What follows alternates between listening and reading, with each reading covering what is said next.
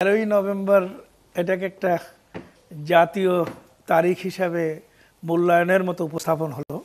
আমি প্র্যাকটিক্যালি এই বিষয়টাকে এভাবে গুরুত্বপূর্ণ দেখছি না। এটা আওয়ামী লীগের রাজনীতির দেউলিয়ত্বপনা শুরু হয়েছিল তারা যখন ক্ষমতায় ছিল তখন থেকেই। আমরা তখন আলোচনা করতাম, আমরা বারবার বলেছি, আমরা যখন গত 17 বছরের আন্দোলনে রাস্তাঘাটে পথে মাঠে আওয়ামী লীগের এই স্বৈরাচারী শাসন বিরোধী কথাবার্তা বলেছি, আমরা তখন প্রায়শই বলতাম যে পুলিশ, বিডিআর, আনসার, অস্ত্র এগুলো একটু বাদ দিয়ে আওয়ামী লীগ আসুক, আমরা দেখি রাজনীতিটা ওরা কেমন করে আমরা কেমন করি।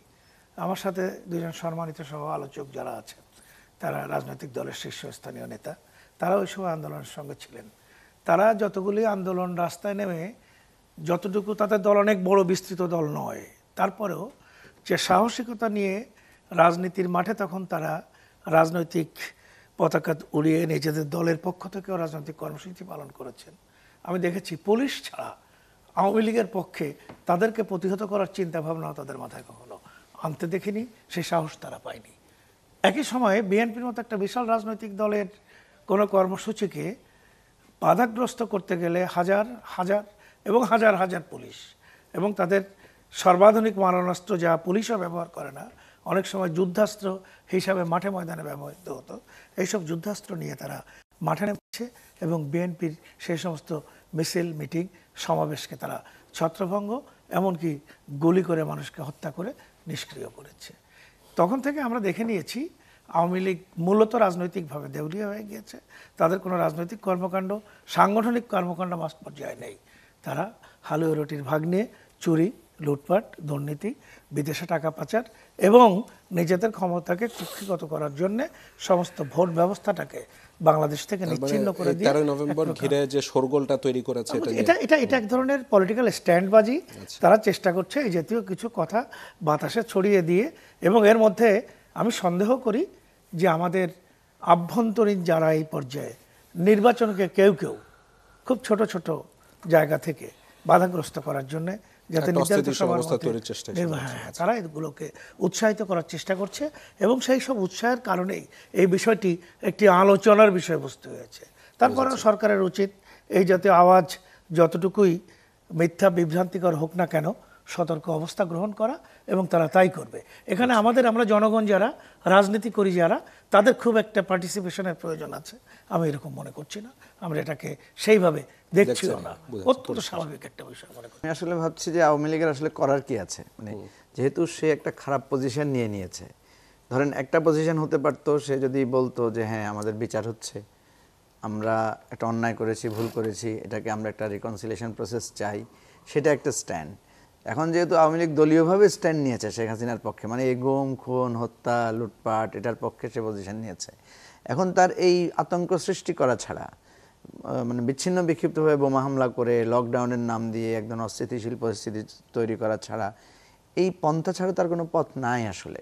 কারণ এখন তো তার একটা ফেস সেভিংয়ের বিষয় ব্যাপার আছে, যে বাংলাদেশে শেখ হাসিনার বিচার হচ্ছে, সেই বিচারকে কিছুটা হলেও মানে বাধাগ্রস্ত করার বা প্রশ্নবিদ্ধ করার জন্য তার কিছু ঘটনা ঘটানো ছাড়া, কারণ তাহলে তার লজ্জা লাগছে যে কিছুই হবে না, তাহলে কেমনে হয়। দেখেন শেখ হাসিনা নিজেই নিরাপদ আশ্রয় থেকে তার কর্মীদেরকে কিন্তু সে একটা বিপদের দিকে ঠেলে দিচ্ছে। সাধারণ মানুষের জীবনও তো ঝুঁকিতে। আমি তো এটাকে দেখি একটা স্বেচ্ছায় কারাবরণ কর্মসূচির মতোই আর কি, যে তার এই যে লোকেরা রাস্তায় নামবে, বহু লোক হয়তো অ্যারেস্ট হবে, বহু লোক হয়তো ধরা পড়বে, এবং এরপরে সে যেটা করবে জনমনের একটা ক্ষতি করবে, বোমা মারবে, গুলি করবে, ইত্যাদি ইত্যাদি করবে। এটার ফলে আওয়ামী লীগের খুব যে তার প্রতি খুব সিম্প্যাথি বাড়বে বিষয়টা কিন্তু তা না। এবং আওয়ামী লীগ যে পথে যাচ্ছে, যে পথে আছে, এটা আমি মনে করি যে এটা তার চিরাচরিত একটা মানে রাজনীতির যে মানে একটা প্রহসনমূলক, প্রতিহিংসামূলক এবং মানে এক ধরনের সন্ত্রাসবাদী রাজনীতির যে ধারা, সে ধারার মধ্যেই আওয়ামী লীগ আছে। আওয়ামী লীগ এইটা করে আরও ধ্বংসাত্মক দিকে যাবে, আরও ক্ষতিকরের দিকে যাবে। এটা সত্য যে আমাদের অনেক অসুবিধা, আমরা অনেকের মধ্যে আছি, আমরা আমাদের গণ অভ্যুত্থানের শক্তিদের মধ্যে অনেক বিভেদ আমরা লক্ষ্য করছি নানা ক্ষমতা কেন্দ্রিক নানা ইকুয়েশনের কারণে। কিন্তু আওয়ামী লীগ যে পথে আছে এটা বরং দেখা যাবে যে কখনো কখনো এই গণ অভ্যুত্থানের শক্তিকে আবার মানে ইউনাইটেড করে ফেলবে। ধরেন এই 13 তারিখে কেন্দ্র করে যদি আওয়ামী লীগ এমন কোনো জঘন্য ঘটনা ঘটিয়ে বসে, যে প্রাণহানির মতো ঘটনা, ধরেন এই জনমনের ধ্বংসাত্মক কিছু কাজ যদি সে করে বসে, তারপরের 2-3 দিন দেখবেন যে বাংলাদেশের সব রাজনৈতিক দল নেমে এটার বিরুদ্ধে একাকার হয়ে যাবে। এখন যেরকম দেখছেন আমাদের মধ্যে নানা বিষয়ে বাকযুদ্ধ চলছে, তখন কিন্তু ওইটা থাকবে না, তখন হয়ে যাবে যে সবটা যে আওয়ামী লীগের এই সন্ত্রাসীদের জায়গায় থেকে। এবং অনেক ধরনের আমরা যে জিনিসটাকে অনেকে যে সমালোচনা করেন মব হচ্ছে, এটা হচ্ছে, সেটা হচ্ছে, এটা কিন্তু আমাদের নিয়ন্ত্রণের বাইরে থাকবে। কখন কে কাকে ছাত্রলীগ আওয়ামী লীগ ধরে পুলিশে দিচ্ছে বা গণধোলাই দিচ্ছে, এটার উপর কিন্তু নিয়ন্ত্রণ কিন্তু সরকার প্রতিষ্ঠা করতে পারবে না এই পরিস্থিতির কারণে। কারণ তখন মানুষ মনে করবে যে সরকারের গোয়েন্দা সংস্থার ব্যর্থতা, এরা অস্ত্র আনলো থেকে, গাড়ি পোড়াচ্ছে কিভাবে, এত অস্ত্রবাজি করছে কিভাবে, এই জিনিসগুলো আসবে। তো সুতরাং 13ই নভেম্বর আমি আওয়ামী লীগের জন্য আরও একটা ক্ষতিকর দিন আকারে দেখি আওয়ামী লীগের নীতির কারণে।